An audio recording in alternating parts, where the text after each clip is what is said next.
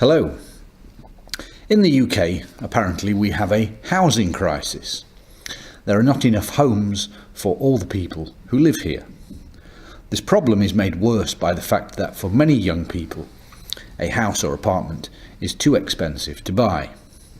So in this talk, I'd firstly like to explain why this housing crisis exists, then look at what has been done to solve the problem, and thirdly, look at why these solutions firstly do not really work for many people, and for the people who do benefit from the solutions, the problems they face as a result. Across the UK as a whole, the average house sells for just under £200,000, and that's for something quite small, like a terraced house, and up to £360,000 for a fairly large detached house. Flats or apartments are actually not cheaper than a small terraced house. However, while these prices may seem high, we should remember that prices in London do skew the prices higher because London is so expensive. In a medium-sized city away from London, average prices are about 15 to 20% cheaper. The second problem, as I said at the start, is that many young people cannot afford to buy a house or flat. A typical mortgage, that's the loan from the bank to finance the purchase of a house, will require a deposit of usually 10% of the property value, and the mortgage lender will generally only offer between 3 and 5 times the salary of the buyer. So, for an example, if one were to earn a salary of £30,000 per year, the mortgage company would offer to lend you between £90,000 and £150,000. Now, £30,000 as an annual salary is pretty good, certainly above the national average, but 4 times the annual salary is £120,000, and that as a mortgage is not particularly high.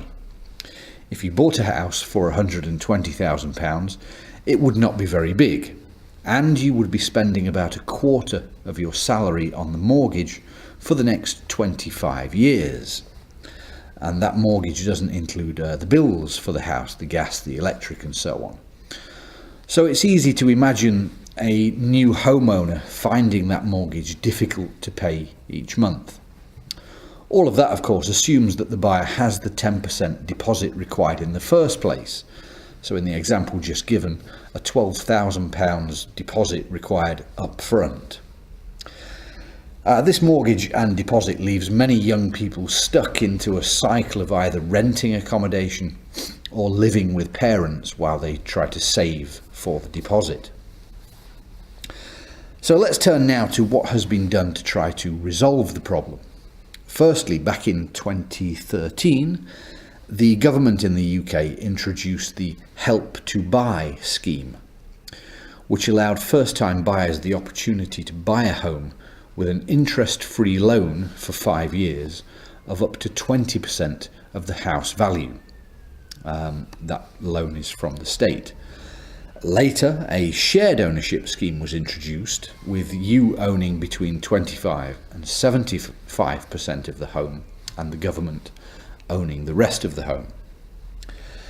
The second thing that was done was the government introduced or promoted more building of new houses.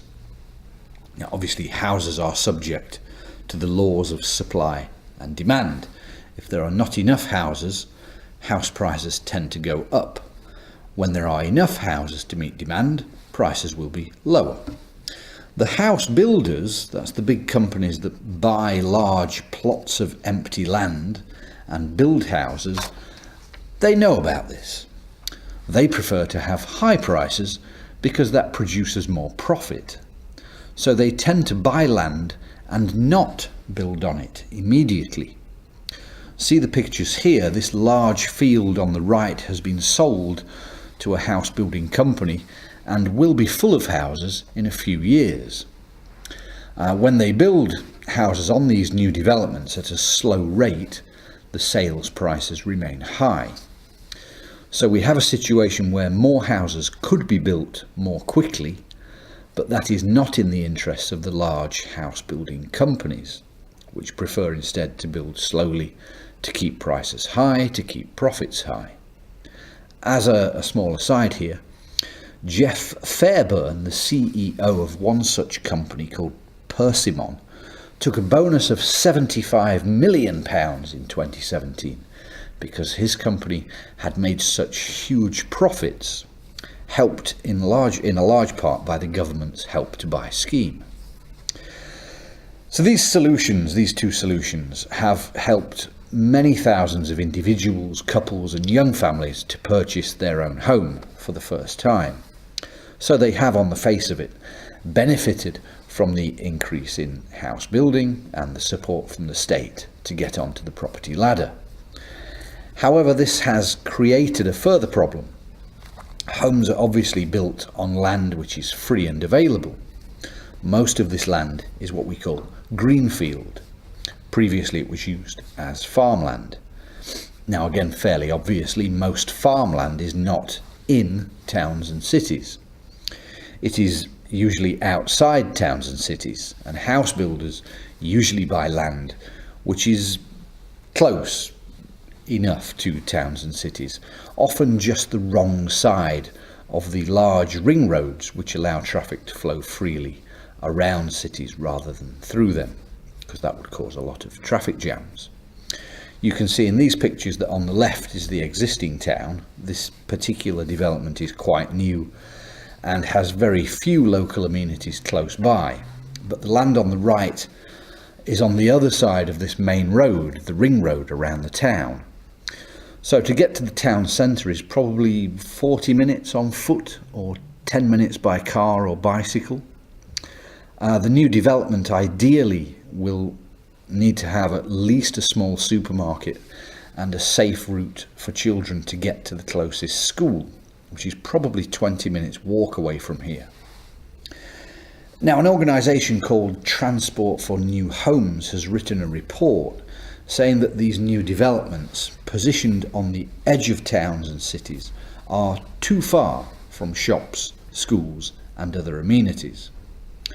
Residents in these new estates are trapped in a situation where they require a car for everything, from a trip to the shop, dropping the children off at school, getting to work, to the doctor or the dentist. And with the estates being on the edge of towns, they are not often served by public transport, hence the need for a car.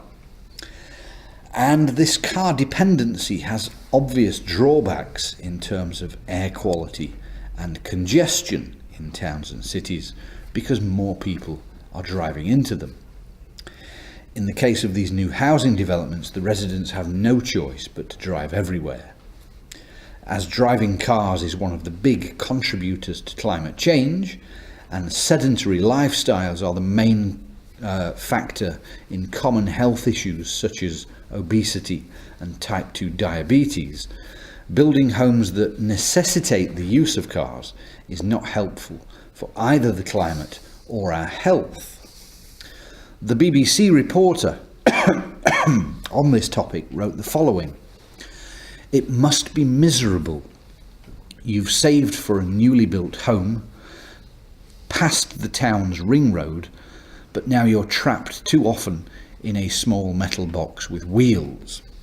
You spend hours in traffic ferrying yourself and your children around because your estate has no shops, no pub, no doctor, no school, no jobs." The question is then, why are these developments built in such a manner? Well, quite simply, the house builders are judged on whether they build enough homes, not on the quality of life those homes offer. However, all hope is not lost. In July 2018, the UK government published its revised National Planning Policy Framework, which includes instructions that developers have to create high quality areas which promote walking and cycling and the use of public transport.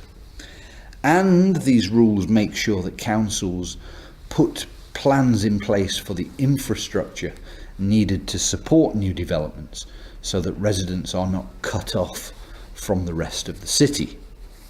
So to conclude, buying a new house is expensive, and if you buy a new house in a new development, you may have to rely on your car for everything, which is not ideal for either your health or the health of the planet.